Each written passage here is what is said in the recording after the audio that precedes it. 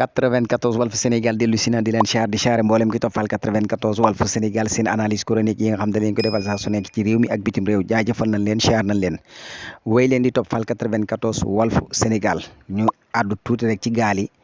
ba léegi rek bu leen fàtte ni maanaam tey ji xale yi ba léegi ñu ngi songu géej gi Barça wala Barsaq ndax chaque jour bis bu yàlla sàkk ngay dégg ne am na ñu dem bis bu yàlla sàkk ngay dégg tamit ne am na ñoo xam ne déggatuñ ci ñoom dara voilà demum ndox nag noonu la voilà beneen bi ci des tamit moo di wax dëgg yàlla ñi nga xam ne ay kilifa lañ war nañoo taxaw ci loolu bu baax a baax a baax ndax fi mu toll ni te lu ñu dara lu dul seen politique bii ñu nekk rek dañuy dem ba fàtte ndaw ñi nag ñooy doon mag ëllëg ndaw ñi nag kenn mën leen a téye voilà loolu leen di téye xanaa nga soññi leen rek te ñaax leen mooy fa nu jëm daal yombul metti na trop te bala ñu koy xam ñu egg foofu noonu waaye nag xëy na ñoom dañ ni foofu dafa tane li ngay mën a am foofu noonu pour di ci génn sa bopp boo toogee ci dëkk bi doo ko man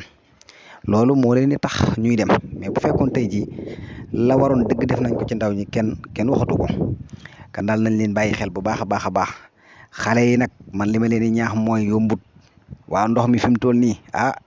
amul bànqaas voilà tekki nag suñu borom moom mooy def lu ko neex moom mooy tamit jox ku ko neex mën ngaa dem ba foofu noonu tekki mën ngaa dem ba foofu noonu doo tekki kan nag yaa daan tekki moom mu ngi si loxoy suñu borom waaye da ngeen di sabablu rek waaye moytu leen bu baax a baax a baax lii di mbëkkum géej gi su ma ko waxee sax xëy na du ngeen ko déglu ndax génération bi moom boo leen di waxee duñ ko dégg parce que dañ naan kii dafa soxor dafa iñaan fekk demewul noonu voilà ndax immigration dafa metti am na ñoo xam dem nañ yegg am na ñoo xam ñu ngi ci désert yi am ñoo xam ne ñu ngi ci frontières yi bëgg a dugg mu tëleen am na ñoo xam ba léegi ñoo ngi ca Kaaba am na ñoo xam dugg nañ waaye mooy loolu doxul na mu war a doxee nañ ko foogee woon demewul noonu waaye nag loolu yëpp dañ naan lépp dafay mel ne kumpa rek voilà mi ngoog Cheikh Bara Ndiaye nag moom bu leen fàtte ne maanaam